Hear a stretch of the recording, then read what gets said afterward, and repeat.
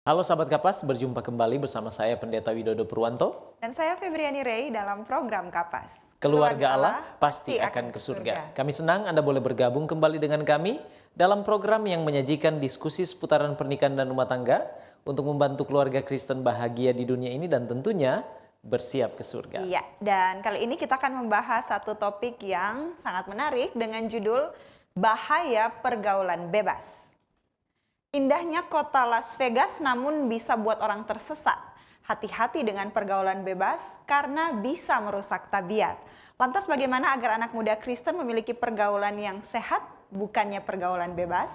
Temukan jawabannya sesaat lagi. Tetap bersama kami dalam program Kapas. Keluarga Allah pasti akan ke surga.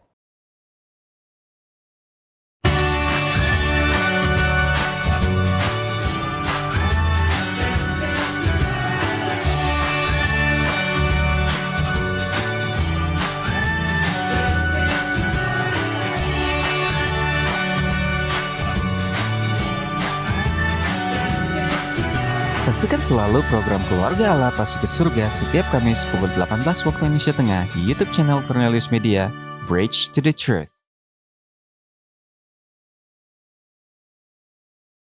Masih bersama kami dalam program Kapas dan untuk membahas topik kita yang sangat penting ini, saat ini sudah terhubung bersama kami secara virtual narasumber kita yaitu Pendeta Davy Politon Emin.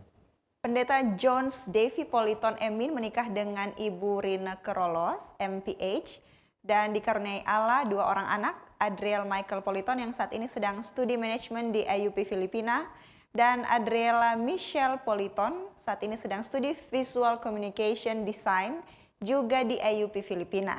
Pendeta Davy Jones Politon saat ini melayani sebagai koordinator Urban Center of Influence, Gereja Masehi Advent Hari ke-7, Conference Sulawesi Selatan, Barat dan Tenggara, serta pendeta senior di Gereja Masehi Advent Hari ke-7 Sungai Sadang, Makassar. Beliau adalah seorang hamba Tuhan yang bersahaja, rendah hati, dan selalu mau untuk berbagi. Ya, betul sekali Febriani. Ya. Langsung saja kita sapa ya. Shalom. Apa Pendeta. kabar Pendeta Politon? Shalom Pendeta. Shalom. Baik, suara Apa kami kabar? bisa terdengar dengan jelas. Sehat-sehat. Baik, puji Tuhan. Bisa mendengarkan Jelas. suara kami ya, Pendeta. Mantap, Ibu Puji Pendeta. Tuhan. Puji Tuhan. Pendeta. Senang sekali boleh berjumpa kembali dengan kami pada saat ini, Pendeta, dan terima kasih sudah bersedia untuk sekali lagi menjadi narasumber di program Kapas pada saat ini. Baik, Pendeta Politon, sebelum kita akan lanjut ke diskusi kita, mari kita tunduk kepala dan kita satu dalam doa. Bapa kekal Allah kami yang bertahta dalam kemuliaan surga, kami bersyukur Tuhan pertemukan kami kembali di dalam program Keluarga Allah Pasti Akan ke Surga Cornelius Media. Kami akan membincangkan satu hal yang sangat penting dengan judul Bahaya Pergaulan Bebas. Tuhan tuntun kami, khususnya narasumber kami, Pendeta Politon, agar dia boleh membagikan informasi yang berguna dan membekali keluarga-keluarga Kristen untuk boleh ya Tuhan menjadi keluarga-keluarga yang bahagia dan bersiap ke surga. Inilah doa kami Bapa, terpujilah Engkau, dalam nama Yesus kami sudah berdoa. Amin. Baik Pendeta Politon, topik kita saat ini adalah bahaya pergaulan bebas. Ya. Nah, mengapa topik ini penting untuk diangkat dalam konteks kehidupan kita berbicara tentang keluarga Kristen? Silakan Pendeta. Silakan Pendeta. Jelas penting lah ya topik ini karena bisa dibayangkan kalau topik ini tidak diarahkan sejak dini untuk generasi muda. Ya. Nanti mau lari kemana mereka dalam pertumbuhan menyangkut pergaulan sosial mereka. Dengan banyaknya kasus kriminal, mulai dari begal, kalau di daerah kami itu anak-anak remaja sudah naik motor tengah malam, belibas dan sabet-sabet orang di jalan tengah malam, sampai hamil di bawah umur, dan bahkan pembunuhan usia remaja. Dan bukankah ini harus menjadi topik yang sering kita bagikan untuk generasi muda kita sekarang ini? Baik. Apakah ini juga dialami oleh anak-anak muda Kristen, Pendeta? Baik, kalau mau dipikir, pergaulan bebas ini juga merambah sih ke seluruh denominasi kepercayaan dan bahkan agama, karena rata-rata pergaulan yang kita lihat di masyarakat itu ada mix ya, mix religious, ada orang Kristen yang bukan non-Kristen, sehingga tendensi untuk generasi muda Kristen terlibat juga dalam pergaulan bebas bisa dipikirkan mereka juga akan bisa terlibat. Baik, terima kasih pendeta. Nah, kalau kita berbicara tentang pergaulan bebas, bolehkah pendeta menjelaskan apa sih sebenarnya yang dimaksud dengan pergaulan bebas? Jangan-jangan ada juga yang masih belum mengerti tentang pergaulan bebas itu apa. Silakan pendeta. Ya, terima kasih Pak Pendeta.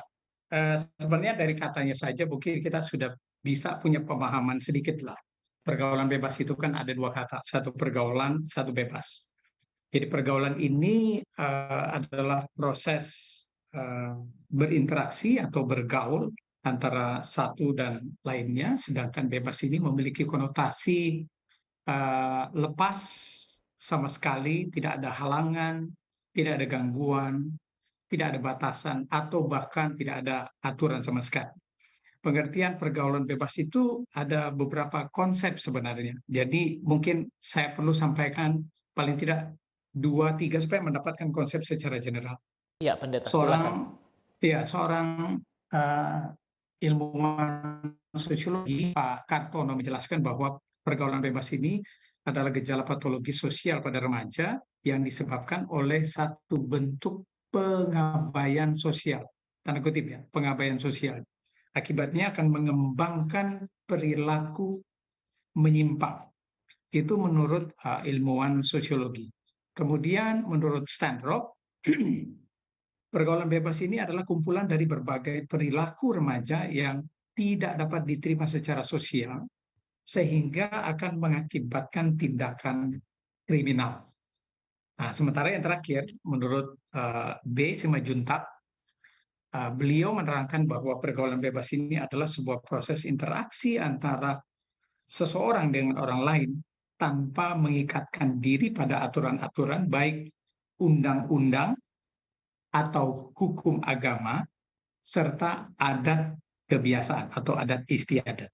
Jadi kita ada dapat beberapa item nih. Satu itu gejala patologis sosial pada remaja yang cenderung mengabaikan aturan sosial sehingga perilakunya jadi menyimpang. Kemudian yang berikut, perilaku yang tidak bisa diterima sehingga mengakibatkan tindakan kriminalitas.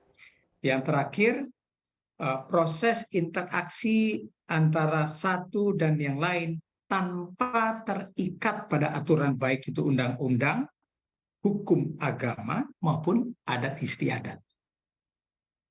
Baik, jelas pendeta. Iya, jadi kita sudah tahu pengertian dari pergaulan bebas itu apa.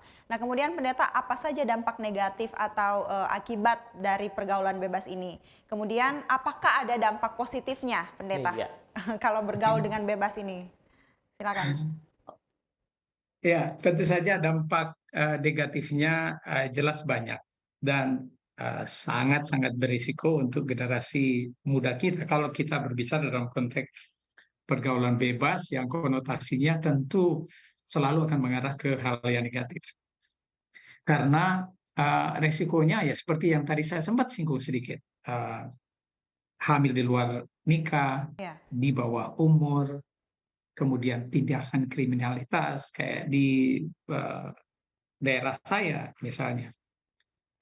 Baru saja kira-kira 2 minggu lalu itu polisi menangkap sekitar puluhan anak-anak remaja berkendaraan motor yang keluar tengah malam, mengganggu lalu lintas, bahkan ada yang sempat menggunakan busur untuk memanah pengendara bermotor yang lewat. Jadi ya ditangkap mereka, dibawa ke kantor polisi, dan saat minggu lalu, beberapa hari lalu, mungkin hari Senin yang lalu, minggu lalu waktu kami bertemu dengan Pak Wali Kota, Pak Dani Kumanto, semua tokoh agama Kristen, ya, karena beliau mengatur pertemuan dengan beberapa komunitas yang berbeda, tapi yang lalu ini khusus untuk pembuka agama Kristen. Beliau menyarankan supaya orang tua benar-benar menjaga anak. Jadi kayak bahasa Makassar itu dibilang, hati-hati jaga anak-anak tak. Ini bahasa Makassarnya. Kenapa? Karena sudah meresahkan generasi muda kita, terlalu bebas bergaul, sampai pulang tengah malam, risikonya belum lagi mereka pulangnya juga mabuk. Ya, kalau sudah mabuk, pikiran tidak lagi waras, kemudian melakukan tindakan kriminalitas, mengganggu komunitas sosial di masyarakat di mana mereka berada, sehingga itu meresahkan masyarakat di sekitar. Dan ini dampaknya tentu saja negatif Ya. dan bisa mengkhawatirkan orang tua yang sama sekali nggak tahu anak-anaknya itu keluar ngapain. Ya, Oh, kalau mau ditanya positif, positifnya cuman kalau untuk saya ya, mereka Ya. banyak teman, Hmm. tapi mungkin cuman itu dampak positifnya. Mereka ada interaksi dengan teman yang lain. Tapi pada umumnya akan negatif karena pergaulan yang mereka berinteraksi itu salah, tidak pada tempatnya, dan tidak membawa dampak positif sama sekali Baik. untuk diri mereka dan bahkan untuk masyarakat di mana mereka tinggal. Apalagi harga diri orang tua, nama baik orang tua juga jadi beresiko karena nanti komunitas orang tuanya di tempat kerja atau di pemerintahan akan berpikir, di mana anak-anak mereka? Apa itu anak-anaknya yang di kantor polisi? Kan mulai begitu Ya. kan. Jadi resikonya sangat-sangat tidak baik dampaknya untuk masyarakat kita, orang tua kita, dan teristimewa untuk anak itu sendiri. Baik. baik. Baik, jadi percuma juga ya kalau punya banyak teman, namun tabiat tidak baik ya. Ya, tentu saja. Tapi pendeta ada statement yang mengatakan bahwa kalau anak terjerumus dalam pergaulan bebas, orang biasanya menyalahkan orang tua. Bagaimana pendapat pendeta tentang pandangan atau paradigma seperti ini? Orang tua harus di-blaming terus, disalahkan terus. Mungkin kalau menyangkut masalah kasus ini, tidak etis juga kita mencari siapa yang salah.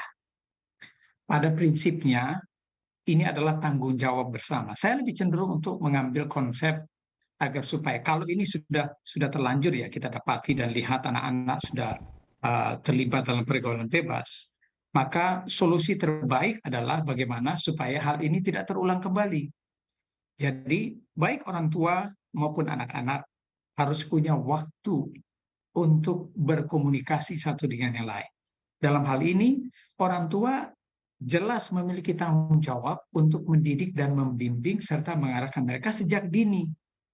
Supaya nanti kalau ini terlanjur, orang tidak menyalahkan orang tua karena kita sudah melakukan tanggung jawab. Saya nggak mau menggunakan statement direct bahwa orang tua yang salah dalam hal ini. Tapi silakan refleksi diri, introspeksi. Sudah sampai sejauh mana sebagai orang tua kita memberikan didikan, bimbingan, arahan, serta pendampingan. Terbuka sebuka-bukanya lah untuk setiap konsekuensi yang ada di dunia luar, di tempat di mana mereka nanti akan terlibat dan berinteraksi dengan komunitas sosial mereka. Sehingga kita meminimize tindakan untuk menjudging, mencari kesalahan, ini orang tua yang salah. Karena orang tua mungkin sudah melakukan pembibikan, tapi anak tersebut salah mengambil keputusan. Karena pengaruh komunitas dan sosial serta pergaulan mereka lebih kuat dibanding imunitas mereka untuk mengantisipasi supaya tidak terpengaruh. Jadi kerjasama mulai dari rumah, start dari rumah. Ini juga ada kontribusi ya, maksudnya komunitas gereja bisa memberikan support yang positif. Buat aktivitas, lakukan kegiatan bersama agar supaya generasi muda kita ini bisa terproteksi dengan kegiatan dan aktivitas yang lebih positif. Dan ini bisa membekali mereka saat mereka di luar, mereka bisa memilah, ini nggak bagus, lebih bagus saya nggak terlibat. Ya, atau mereka terus ingat pesan orang tua supaya mereka tidak terlalu jauh melibatkan diri di pergaulan yang akan menjerumuskan mereka kepada tindakan-tindakan yang lebih mengarahkan ke hal-hal yang negatif. Jadi saya cenderung menghindari untuk mencari kesalahan. Siapa yang salah nih? Kalau tiba-tiba ada generasi muda kita atau anak-anak kita sendiri yang terjerumus ke pergaulan bebas. Ya. Akan lebih bagus masing-masing kita introspeksi, refleksi diri. Kira-kira kalau sudah dapat kayak gini, jangan lagi dimarahin juga anak, ya kan? Bila perlu temani mereka, dampingi mereka. Bila perlu, meskipun mungkin kita nggak salah, kita bisa minta maaf sama anak-anak kita kalau mereka sudah terjerumus. Ayo kita kerjasama supaya paling tidak mereka tidak lagi terlibat. Apa yang kita bisa lakukan bersama mulai dari rumah? Ya, kalau mau dampingi sebebas-bebasnya apa yang mereka mau untuk hal-hal yang positif, kita support semaksimal mungkin. Karena dampaknya akan sangat berpengaruh bagi pertumbuhan dan perkembangan mereka di kemudian hari saat mereka nanti bertumbuh semakin dewasa. Bisa tangkap kira-kira maksud saya. Ya. Baik, jelas pendeta. Terima kasih.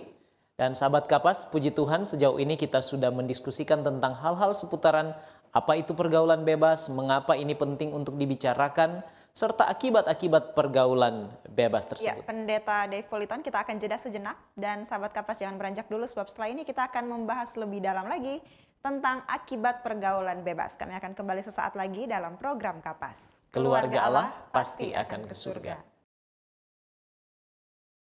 Tahukah Anda, buah adalah sumber vitamin dan antioksidan alami yang dapat meningkatkan metabolisme tubuh. Sayur memperlancar buang air besar dan dapat menurunkan risiko terkena berbagai penyakit kronis. Selalu mengonsumsi air mineral untuk menjaga keseimbangan cairan tubuh. Berolahraga dengan teratur dapat membantu kita mengendalikan berat badan. Selalu beristirahat yang cukup agar tubuh tetap sehat dan bugar. Jangan lupa untuk selalu menyaksikan program live di YouTube channel Cornelius Media, Bridge to the Truth.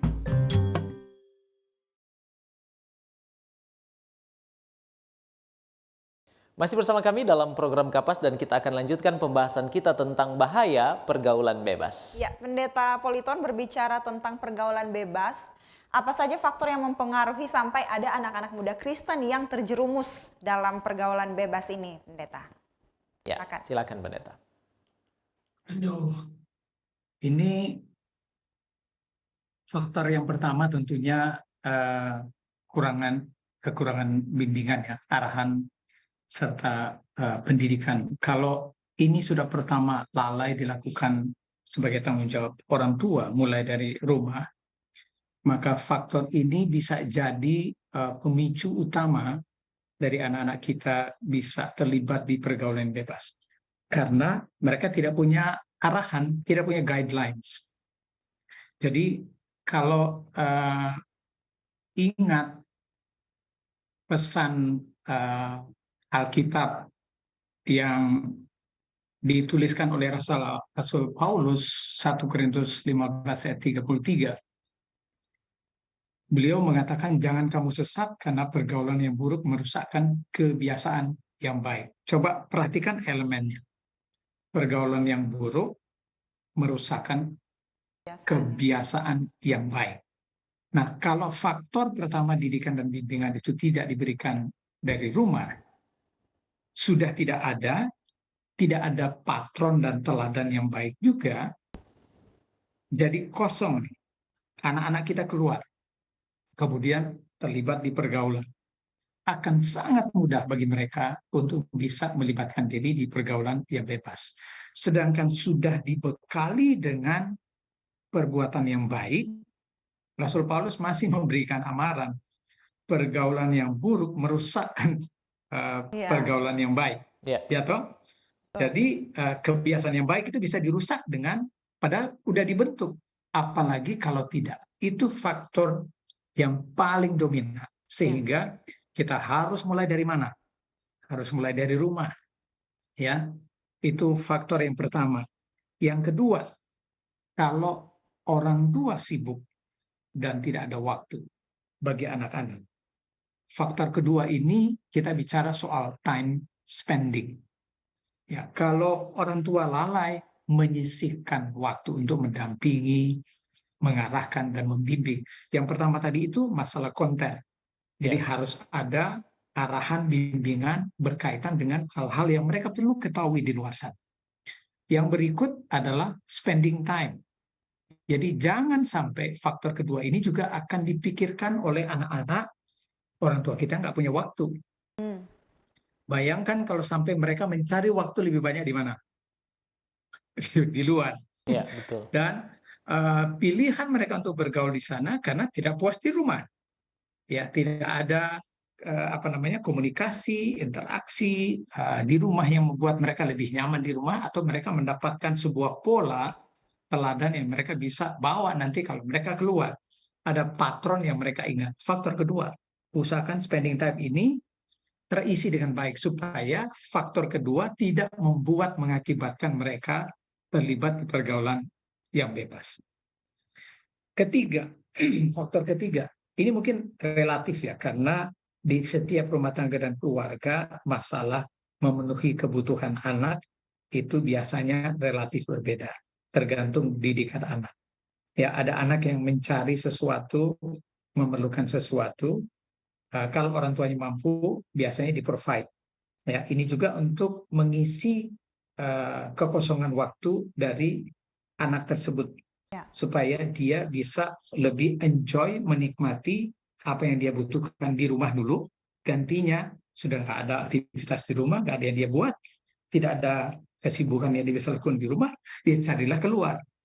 Jadi kalau sampai tidak ada aktivitas dan orang tua tidak mensupply, memprovide atau memenuhi apa yang dibutuhkan oleh anak, yang tentunya hal-hal yang positif ya, untuk membantu mendevelop mereka punya skills kah itu, mereka punya talenta kah itu, mereka punya interest, jadi lebih terarah di rumah. Kalau faktor yang ketiga ini juga kosong dan tidak terisi, ini juga bisa mengakibatkan mereka untuk terlibat pergaulan dan mencari apa yang mereka butuhkan di luar sana. Ya, lalu yang empat, mungkin masih ada beberapa list yang mungkin secara pengalaman keluarga-keluarga para pemirsa itu paling tidak punya elemen tambahan, value yang bisa dilakukan di rumah. Saya yang ketika ini adalah doa orang tua serta interaksi spiritual yang lebih intens, baik itu di rumah atau komunikasi yang lancar dilakukan dengan alat teknologi, supaya itu bisa dijadikan sebagai media untuk notification, untuk reminder, ya. Karena kalau kekosongan ini juga tidak terisi dengan baik oleh komunikasi yang lancar antara orang tua dan anak, saya rasa faktor keempat ini juga akan menjadi celah bagi anak-anak untuk bisa terlibat pergaulan bebas di luar sana. Bagi saya nomor 4 ini justru lebih prioritas kesannya, karena ini akan menolong baik orang tua maupun anak-anak untuk lebih fokus pada siapa yang akan menolong mereka nantinya. Tuhan tentunya.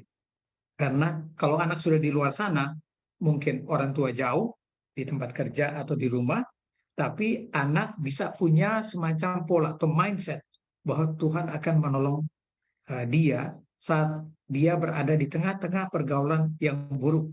Dia bisa menjaga integritasnya, mengingat pesan orang tua. Ada yang dia ingat dari ayat-ayat Alkitab yang biasanya dilakukan di pertemuan ibadah di rumah pagi atau malam. Ayat-ayat yang menolong dia untuk mendapatkan kekuatan hikmat dari surga, untuk menolong dia mengambil keputusan dengan lebih bijaksana dengan tuntunan dan pertolongan Roh Kudus. Saya rasa mungkin faktor-faktor ini yang saya bisa sampaikan berdasarkan pertanyaan yang tadi sudah ditanyakan, untuk menghindari, meminimais supaya mereka tidak terlalu terlibat dalam pergaulan bebas di luar sana. Baik, terima kasih pendeta, ini sangat jelas sekali ya, Febriani, tentang faktor-faktor yang mempengaruhi anak-anak muda Kristen terjerumus dalam pergaulan bebas. Nah, kira-kira bolehkah pendeta tambahkan sedikit, apa sih yang boleh dilakukan untuk mencegah? Jadi saya percaya pendeta juga punya anak yang sudah berkuliah ya, tadi di profilnya sudah dibacakan. Bagaimana kira-kira supaya boleh mencegah?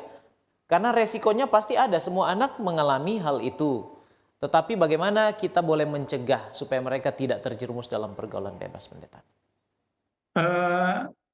Saya lebih cenderung mungkin skills ini tidak hanya dimiliki oleh orang tua, tapi justru oleh anak itu sendiri. Jadi masalahnya begini, saya punya kasus pribadi dengan anak saya yang laki-laki. Karena beberapa tahun yang lalu saya dapat info dari guidance and counselor di university di tempat dia sekolah, dan sempat satu semester dia berhenti. Dan saya akui bahwa saya gagal di faktor komunikasi yang saya ungkapkan, sehingga ini jadi celah. Dan dia mudah sekali terpengaruh dengan ada beberapa student Indonesia yang sama sekali tidak punya interest untuk fokus kepada studi. Jadi mulailah dia terlibat pergaulan yang mengarah kepada tidak lagi aktif untuk melanjutkan studinya. Dan apa yang saya lakukan adalah, mau tidak mau saya harus datang. Mungkin komunikasi jarak jauh itu masih kurang cukup, harus dilakukan untuk menolong dia supaya paling tidak secara bertahap dia bisa mengambil keputusan sendiri. Jadi saya datang ke Filipina, saya dampingi. Saya awalnya naluri seorang ayah itu mungkin selain saya punya posisi adalah seorang pendeta dan gembala, tentunya biasanya secara alamiah kita malu nih. Saya sih nggak malu untuk mengungkapkan hal ini. Karena semua aspek kehidupan kita itu adalah proses pembelajaran, dan tidak perlu malu saat kita belajar dari kesalahan. Ya. Dan saya memang utarakan, pertama saya kasih wawasan.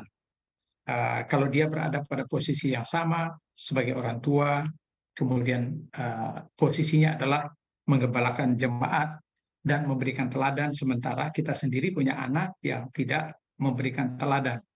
Saya berikan dia momen untuk mempertimbangkan supaya dia sendiri harus mengambil keputusan, memikirkan dan memutuskan apa yang dia lakukan sebenarnya tidak baik, bukan untuk dirinya juga, tapi untuk orang tuanya. Saat dia sudah berani mengambil sikap, memutuskan dengan pertimbangannya sendiri, karena prinsip saya, seseorang dalam merubah perilaku harus muncul inisiatif dari diri sendiri. Bukan juga karena dorongan dan motivasi dari luar, bahkan dari orang tua sendiri. Meskipun itu ada benefit. Tapi setiap petuah yang masuk secara eksternal, yang masuk ke dalam pola pikirnya, dia harus mempertimbangkan itu dengan baik, dan dijadikan sebagai sumber, dan dia harus menggunakan itu sebagai pengambilan pertimbangan untuk mengambil keputusan sendiri.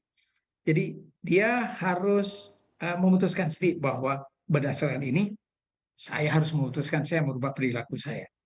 Bukan juga karena ini. Jadi kalau karena ini baru dia malu, dia berubah perilakunya, cuman karena malu, supaya orang tuanya nggak malu, atau takut dihukum mungkin dan lain sebagainya. Kalau itu nanti ini nggak ada, dia bisa saja terlibat lagi. Karena tidak ada integritas yang dia mau jaga berdasarkan keputusan sendiri. Betul. Jadi kalau dia sudah pertimbangan itu, maka dia harus ambil keputusan dan konsekuensinya dia akan alami sendiri. Jadi kalau dia salah mengambil keputusan, orang tua tidak lagi punya guilty feeling, oleh karena setiap tindakan individu, Alkitab punya prinsip, setiap orang bertanggung jawab terhadap perbuatan dan perilakunya. Bukan? Nah, jadi apa yang saya lakukan terhadap dia mulai menyadari secara bertahap, dia sendiri yang memutuskan untuk menghentikan komunikasi yang memberikan indikasi dia nanti terpancing untuk terlibat. Dia sendiri yang harus putuskan berhentikan. Kemudian dia juga yang mulai memutuskan untuk memilih mengurangi waktunya terhadap anak-anak yang dia tahu akan terus membawa dia keluar, tidak lagi perhatian ke kelasnya untuk hadir dan lain sebagainya. Jadi berdasarkan itulah maka dia sedang menjalankan sebuah proses pengambilan keputusan dan pertimbangan yang dia analisa untuk dia ambil tindakan sendiri. Dan sampai sejauh ini saya bersyukur sama Tuhan karena tentu saja ini adalah atas dasar pertolongan Roh Kudus saja Amin. yang selalu mungkin menginsafkan dia untuk merubah perilakunya secara bertahap. Dia harus melakukan lebih baik dari sebelumnya.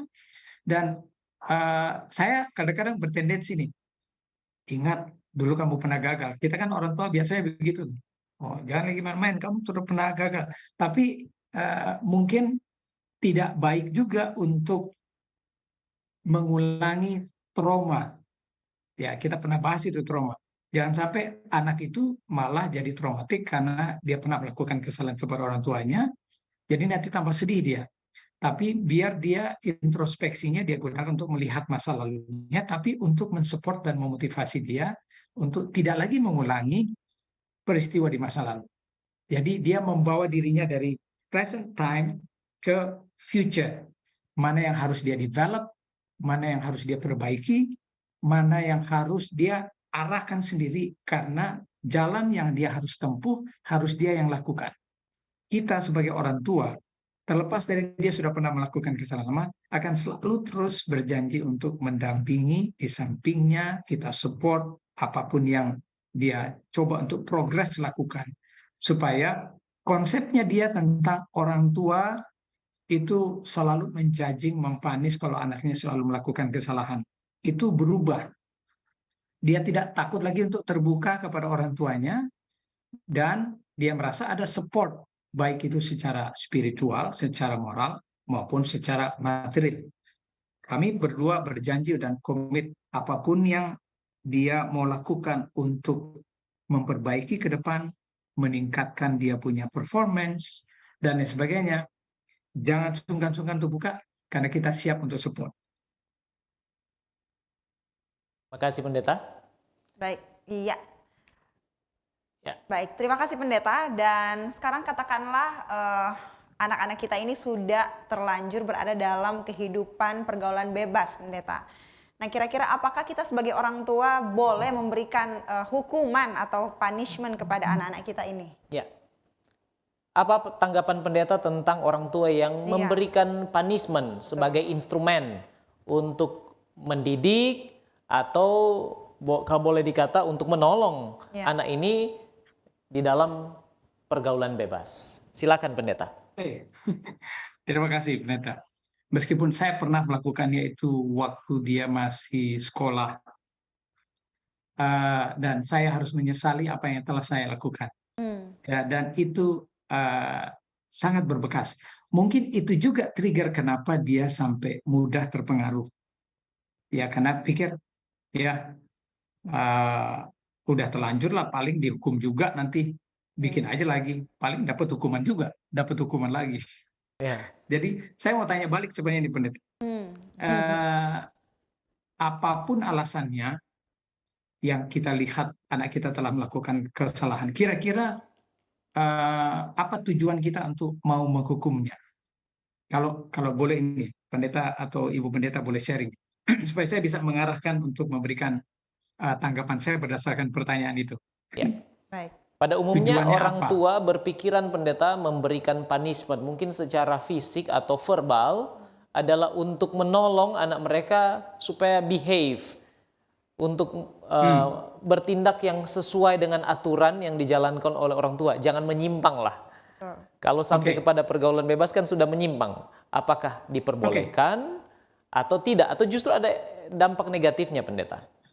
Saya tanggapi ya.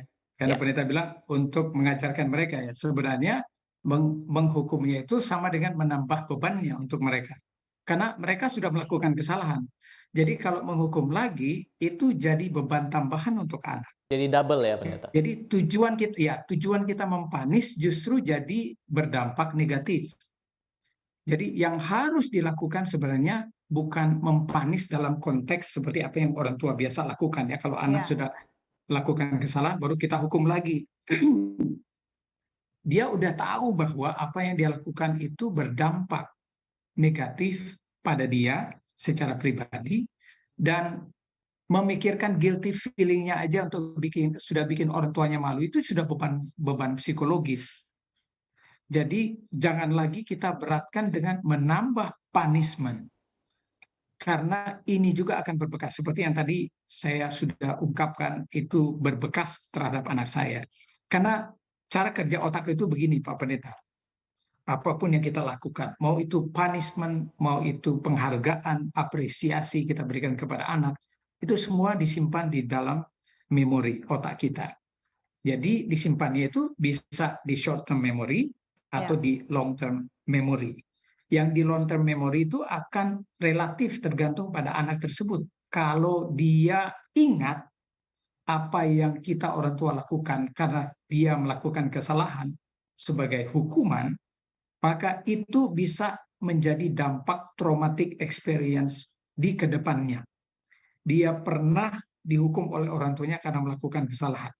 Tendensi anak mengulangi pengalaman orang tua punya perlakuan terhadap mereka waktu masih kecil akan bisa terulang saat mereka berumah tangga dan mereka punya anak.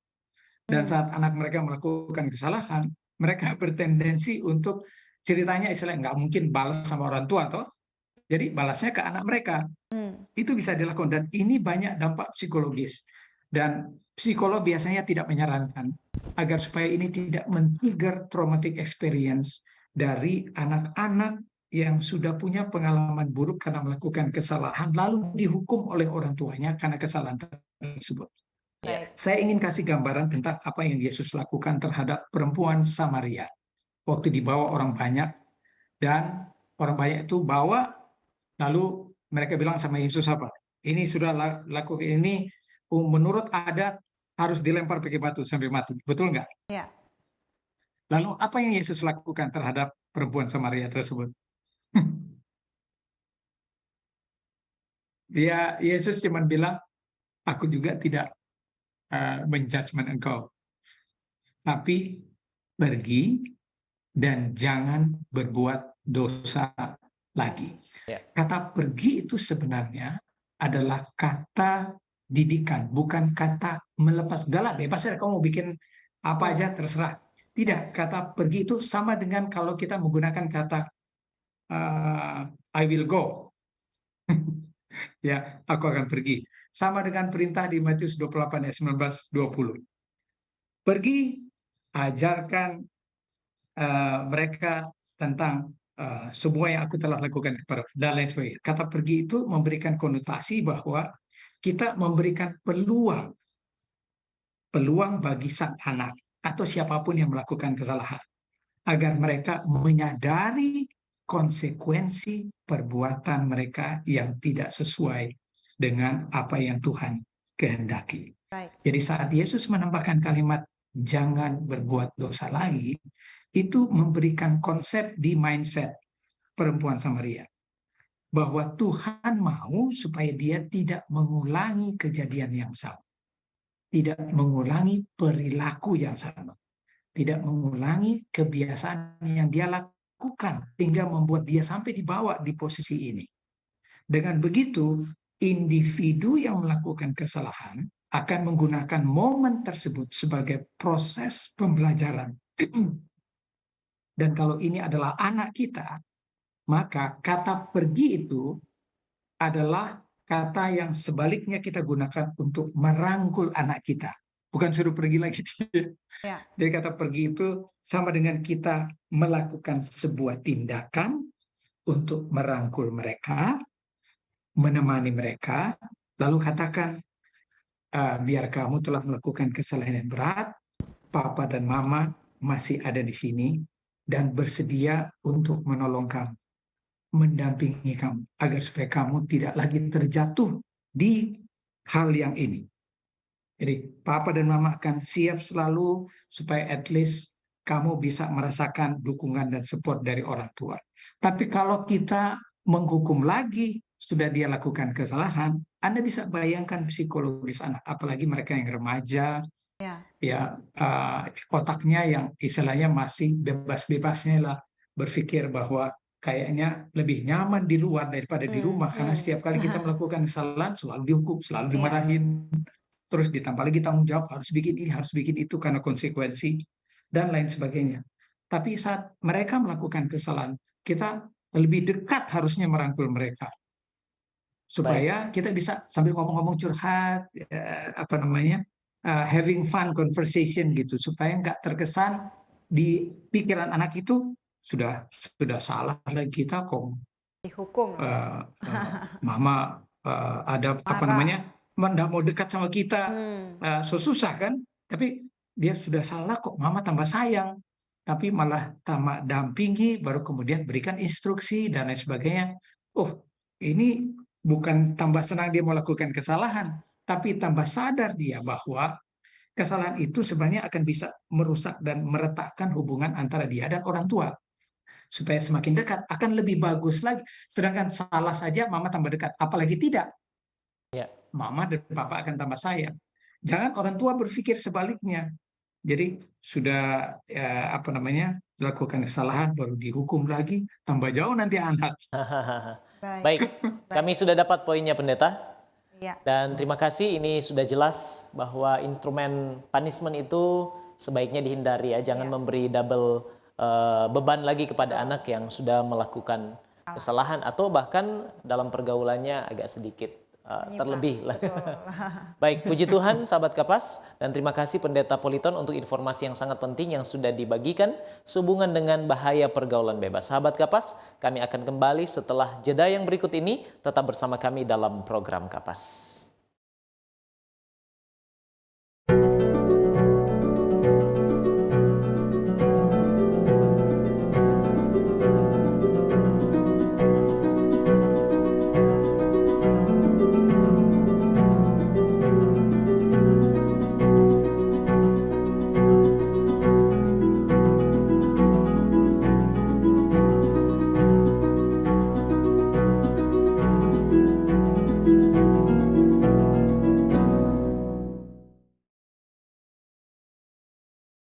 Masih bersama kami dalam program Kapas dan tidak terasa kita sudah tiba di segmen terakhir diskusi kita. Ya, betul sekali Febriani.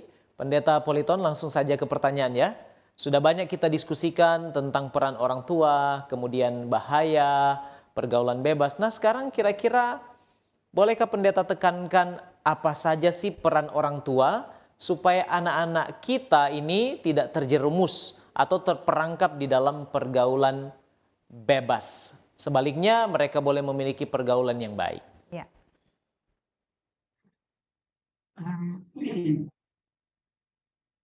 Saya rasa mungkin yang terpenting adalah agar supaya orang tua sejak dini melibatkan diri lebih banyak untuk memberikan nasihat dan petuah dari firman Tuhan.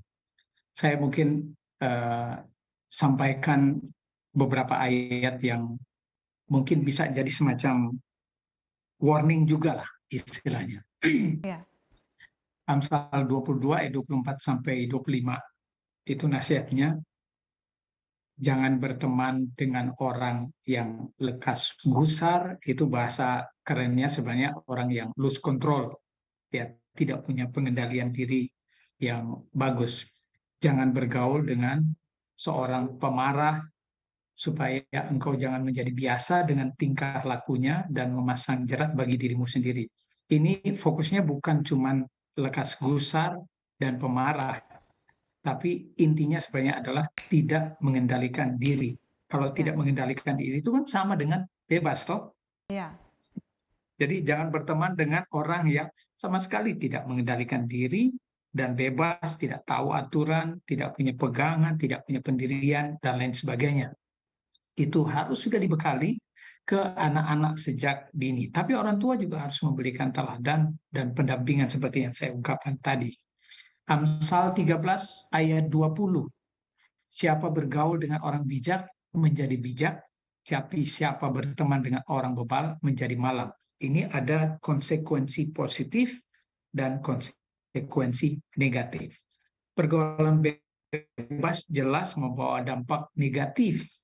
Dan apa yang harus diambil sikap oleh sang anak? Orang tua memberikan arahan supaya mereka pilih teman-teman yang memberikan dampak lebih positif. supaya mereka jadi anak yang bijak. Terakhir, Amsal 14 ayat 7. Jauhilah orang bebal, karena pengetahuan tidak kau dapati dari bibirnya. Ini klisenya begini. Jauhilah orang-orang yang mungkin lebih banyak terlibat dalam pergaulan bebas. Karena nggak ada pengetahuan kita dapatkan di pergaulan bebas. Malah yang kita dapatkan adalah semua dampak negatif. Merugikan diri, merugikan masyarakat, merugikan orang tua. Nggak ada sama sekali pengetahuan di dapatnya. Itu berarti maka anak harus benar-benar bijak mengambil sikap untuk memilih pergaulan mana yang mereka harus terlibat di dalamnya. Nah, nasihat Ellen White untuk hal tersebut mungkin saya bisa ungkapkan di nasihat bagi sidang 189 paragraf pertama. Ini eksposisinya sebenarnya begini. Ellen White memberikan penjelasan. Terserah kepadamu, pria dan wanita muda. Apakah kamu mau jadi orang yang bertanggung jawab, tulus, dan berguna? Kamu harus bersedia dan tetap teguh untuk berdiri di pihak yang benar dalam segala keadaan. Ya, bagaimana caranya itu? Kalau tidak orang tua membekali mereka sejak dini supaya dalam setiap kondisi apapun, anak punya pendirian teguh. Jadi biar jauh orang tua, mereka sudah terbiasa mengambil keputusan dengan bijak, dengan pendirian yang teguh, berdasarkan apa yang telah dibekali oleh orang tua. Kebiasaan-kebiasaan kita yang salah tidak dapat kita bawa ke surga. Dan kecuali kita mengalahkannya di dunia ini, hal itu akan menjauhkan kita dari tempat tinggal orang benar. Statement yang ditutup di Mrs. White bilang, kebiasaan yang buruk bila dilawan akan memberikan perlawanan yang paling keras. Tapi jika pergumulan itu diteruskan dengan tenaga dan ketabahan, kita dapat mengalahkan. Artinya, pergaulan yang buruk, seburuk apapun di luar sana, kita akan bisa kalahkan jika kita bergumul dengan tenaga kita, ketabahan kita, membekali diri dengan semua kebiasaan yang baik yang kita miliki. Start dari orang tua, bekali, dampingi anak, supaya mereka tahu menempatkan diri dalam kondisi apapun di luar sana dan tidak mudah lagi terpengaruh. Saya tambahkan, kalau tidak ada aktivitas yang dilakukan oleh gereja, inisiatiflah sendiri. Jangan terlalu berharap harus ada aktivitas gereja, karena biasa ada yang kompensasi loh, ada yang kayak kamuflase gitu. Libatkan diri. Banyak loh anak-anak yang pergaulan bebas, mereka tuh aktif juga di gereja. Jadi belum tentu juga. Jadi saya lebih cenderung inisiatif itu diambil sendiri. Semua ini sebenarnya adalah faktor eksternal. Saya selalu menekankan harus mulai dari diri. Karena diri ini yang paling susah mau dikalahkan. Ya, kita berperang dengan ego, berperang dengan self, dan harus spirit yang menolong kita untuk bisa mengalahkan. Jadi kalau tidak ada aktivitas dan kegiatan positif di gereja atau di rumah, maka orang tua harus benar-benar membekali supaya anak punya skills untuk melakukan inisiatif, melakukan apa yang terbaik yang mereka bisa lakukan, mau di rumah atau di gereja. Mereka yang harus awali itu, jangan tunggu dimulai oleh orang lain. Mereka bisa berinisiatif saat ada di gereja, yuk kita bikin sesuatu, games kah apa. Jadi mulainya dari diri, bukan karena dibuat program oleh Departemen PA gerejanya, tapi sudah mulai dari diri mereka. Jadi mereka yang melibatkan diri, mereka juga yang inovasi dan kreatif untuk melakukannya. Jadi bukan karena dibuat oleh gereja atau dibuat oleh orang tua di rumah, sehingga mereka bisa memilih. Karena kalau itu tidak ada, tidak ada yang mulai dari diri. Harus ada faktor eksternal yang membuat mereka bisa terpengaruh. Jadi kalau ini tidak ada, mereka sudah terbiasa inisiatif sendiri. Kalau di luar sana, pengaruh buruk lebih keras, mereka sudah terbiasa berinisiatif, mereka bisa memutuskan sendiri, yang ini nggak bagus, udah menjauh. Jadi mereka yang putuskan sendiri dengan mereka punya pola pikir. Ingat janji Tuhan, ingat pesan orang tua, jadi inner strength-nya itu mereka sudah miliki sejak dini. Baik, terima kasih pendeta dari semua yang sudah kita diskusikan pada saat ini. apa kira-kira kesimpulan yang boleh pendeta bagikan sekaligus juga dengan pesan penutup atau closing statement? Silakan pendeta. Ya, ini konteksnya karena pergaulan bebas ya. Ya. Allah itu menginginkan kita meninggalkan pergaulan bebas. Karena ya kayak gini kita nggak bawa ke surga. Ya, Ya. yang Tuhan inginkan adalah pergaulan yang bermakna. Pergaulan yang memberikan dampak positif. Pergaulan yang memotivasi generasi muda yang lain. Pergaulan yang memberikan sukacita bagi orang tua. Ya. Pergaulan yang memberikan dampak positif bagi lingkungan masyarakat di mana kita tinggal, bagi negara. Ya, sekarang ini milenial dimotivasi, disupport untuk bisa memberikan kontribusi positif bagi negara.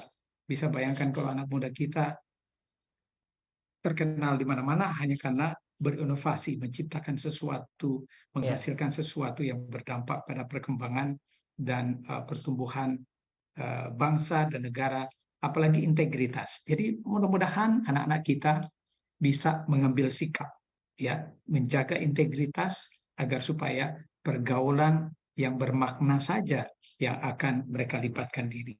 Sehingga mereka juga nanti akan memberikan inspirasi bagi generasi muda yang lain. Baik, puji Tuhan, itu harapannya ya pendeta. Iya. Untuk anak-anak muda Kristen, anak-anak muda yang lain yang sempat menyaksikan program Kapas, boleh memiliki pergaulan yang bermakna dan sehat yang membawa kemuliaan bagi nama Tuhan. Puji Tuhan, kita sudah mendengarkan penjelasan yang begitu menarik dan bermanfaat, dan kami percaya sudah membekali para sahabat Kapas yang boleh bergabung dengan kami sehubungan dengan bahaya pergaulan bebas. Dan untuk mengakhiri diskusi kita pada saat ini, bolehkah Pendeta Politon mendoakan kita sekalian? Silakan Pendeta. Baik, mari kita tunduk kepala, kita berdoa.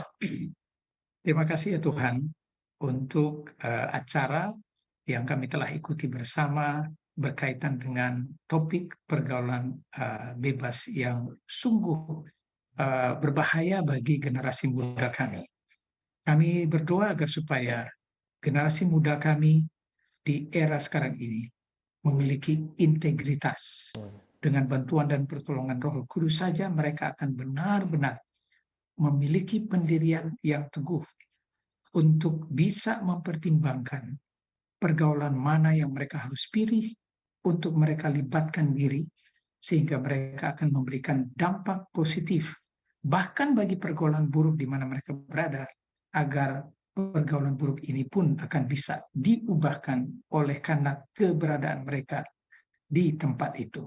Biarlah anak-anak kami boleh menjadi terang dan garam dimanapun mereka berada, sehingga pergaulan mereka akan memberikan dampak spiritual, membawa generasi muda kembali kepada Tuhan, dan teristimewa orang tua akan boleh melakukan tanggung jawab mereka, mendampingi mereka sejak dini, sampai generasi muda ini akan boleh menjadi pewaris-pewaris kerajaan surga yang gemilang, yang akan menjadi inspirasi bagi dunia dan mempersiapkan banyak generasi muda bagi kerajaan surga.